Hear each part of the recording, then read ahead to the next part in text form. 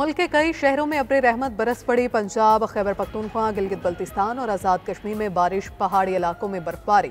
मरी में भी बादल बरसे। लाहौर के मुख्तलिफ इलाकों में भी बूंदाबांदी। ठंडी हवाएं चलने से मौसम खुशगवार हो गया। मंडी, बहाउद्दीन, चकवाल, अटक, गुजरात और जहलू में बारिश। भक्कर, जंडावाला और गिरदोनवा में बारिश के साथ इशालाबारी। सड़कें और गलियां सफेद हो गईं। चित्राल, कलाम, बालाकोट और बन्नू में बादल बरसे। गिलगित बल्तिस्तान और आज़ाद कश्मीर के कई मकामात पर बारिश हुई।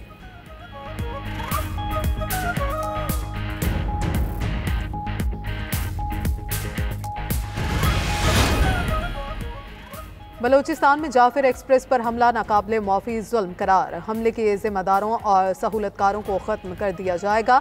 रियासत गद्दारों का पूरी ताकत से मुकाबला करेगी।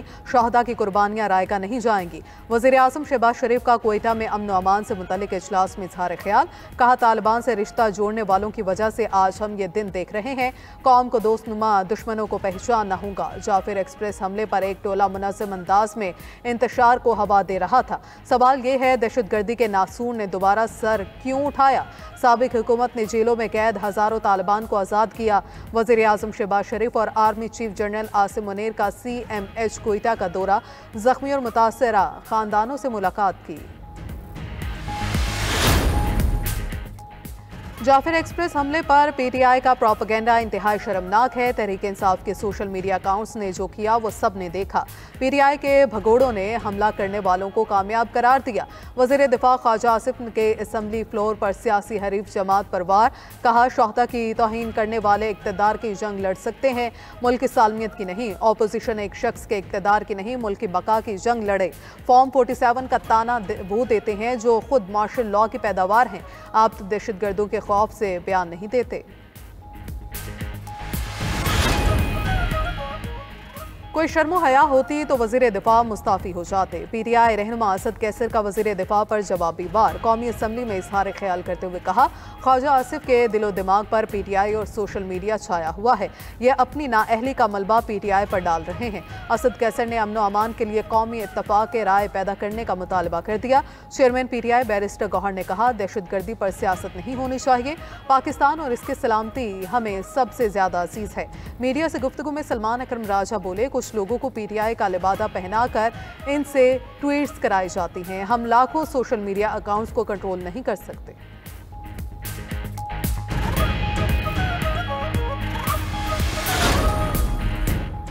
सिक्योरिटी फोर्सेस ने जनूबी वजीरिस्तान में दहशतगर्दों का हमला नाकाम बना दिया। सिक्योरिटी ज़राए के मुताबिक जंडोला FC कला पर दहशतगर्दों ने बारूद से भरी गाड़ी से हमला किया। एक खुदकुश बमबार ने खुद को धमाके से उड़ा लिया। फायरिंग के तबादले में 10 ख्वारिज हलाक हो गए। दहशतगर्दों के हमले में FC के 3 एहलकार मामूली जख्मी हुए। वज़ीर दाखिला मोहसिन नकवी का दहशतगर्दों का हमला नाकाम बनाने पर फोर्सेस को खराज तहसीन। अपने पैगाम में कहा, सिक्योरिटी फोर्सेस की पेशा वराना सलाहियतों पर नाज है। दहशतगर्दों का हमला नाकाम बनाने पर फोर्सेस को सलाम पेश करते हैं।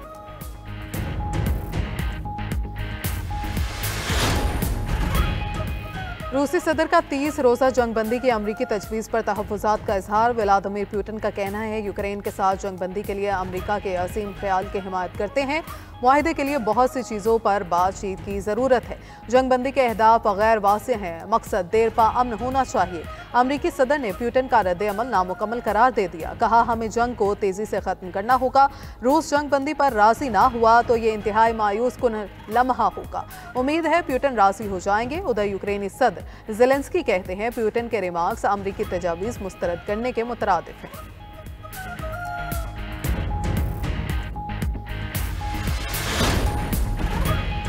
कनाडा में ट्रंप की टक्कर का वज़ीर आज़म आ गया। लिबरल पार्टी के रहनुमा मार्क कार्ने कनाडा के वज़ीर आज़म के तौर पर आज हलफ उठाएंगे।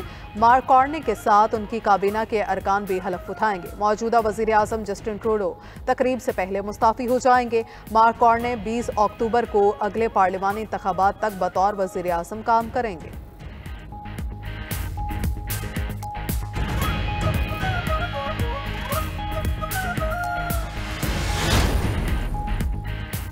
92 न्यूज़ की हर दिल अजीज रहमत रमज़ान ट्रांसमिशन जारी। सहर ट्रांसमिशन में रहमतों की बरसात। कारी सुहेल निज़ाम ने तलावत कुरान पाक की सादत हासिल की। मजहबी स्कॉलर्स और मेज़बान ने सैर हासिल गुफ्तगू की। हज़रत बू अली कलंदर और हज़रत सिरी सख्ती रहमतुल्लाह अलैह आज का मौजू था। शेर मियां दाद खान और हम नवाओं की कवाली भी सहर ट्रांसमिशन की शान।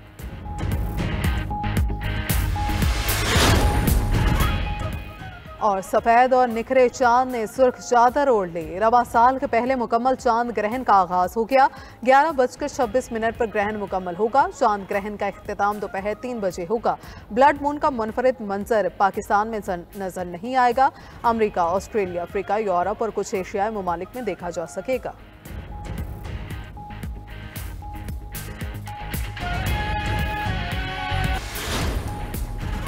ईरान के जौहरी प्रोग्राम के खिलाफ सलामती कौंसिल के इजलास में शिरकत। ईरान ने बरतानिया, जर्मनी और फ्रांस के सफीरों को तलब कर लिया।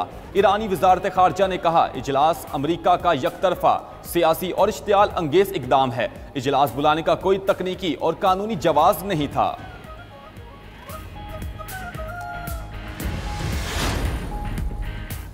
आज़रबाईजान और आर्मीनिया 40 साल पुराना तनाज़ा ख़त्म करने पर रजामंद। दोनों ममालिक के दरमियान अमन मुआहिदे पर दस्तखत की तारीख अभी तय होनी है। आर्मीनिया और आज़री वजारत खारजा ने अमन मुआहिदे का मुसविदा हतमी तौर पर तश्कील पाने की तस्दीक कर दी। आज़रबाईजान ने आर्मीनिया के आइन में मुतनाज़ इलाके से मुताल्लिक तब्दीली की शर्त रखी है। कुर्बानियाँ खिराज अकीदत पेश। लाहौर के गंगाराम अस्पताल में इंतजामिया और तिबी अमले की मुबैना गफलत से नौमौलूद बच्ची झुलस गई। गंगाराम अस्पताल की नर्सरी में झुलसने के बायस बच्ची के जिस्म पर जख्म बन गया। झुलसने की वजह पूछने पर अमले ने वालिदैन को नर्सरी से बाहर निकाल दिया। बच्ची के वालिद ने इल्ज़ाम लगाया है कि तिबी अमले की गलती से इंक्यूबेटर मशीन का दर्जा हरारत ज़्यादा हुआ, उसकी वजह से बच्ची का जिस्म जल गया। अमले से वजह पूछी तो बदतमीज़ी करके बाहर निकाल दिया। वज़ीर आला पंजाब मरियम नवाज का नौमौलूद बच्ची के झुलसने का सख्त नोटिस।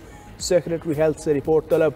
कहा, वाक़े की तहकीकात की जाए, गफलत साबित होने पर सख्त कार्रवाई अमल में लाई जाए। लाहौर में बाअसर अफराद की दिन दहाड़े गुंडागर्दी। बीजिंग अंडरपास में कार सवार शहरी पर तशद्दुद, फायरिंग भी कर दी। मुसल्ला अफराद ने पहले फायरिंग की, फिर तशद्दुद करते रहे। अंडरपास में ट्रैफिक जाम हो गई। शहरियों ने मुसल्ला अफराद को पकड़ने की कोशिश की। मुल्जिम रश का फायदा उठाते हुए गाड़ी और असलहा छोड़कर फरार हो गए। डीआईजी ऑपरेशंस का वाक़े पर नोटिस, 4 मुल्जिमान को गिरफ्तार कर लिया।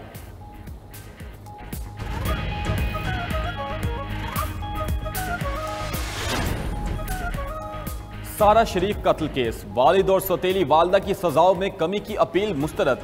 बरतानवी अदालत ने इरफान शरीफ को 40 साल, अहलिया बीनिश को 30 साल कैद की सजा सुनाई थी। सारा के चचा और इरफान शरीफ के भाई फैसल मलिक को 16 साल कैद की सजा सुनाई गई थी। सारा शरीफ की लाश गुज़िश्ता साल अगस्त में वोकिंग के इलाके में घर से मिली थी। खातून चीफ जस्टिस ने रिमार्क्स दिए कि कोई वजह नहीं कि सजाओं में कमी की जाए।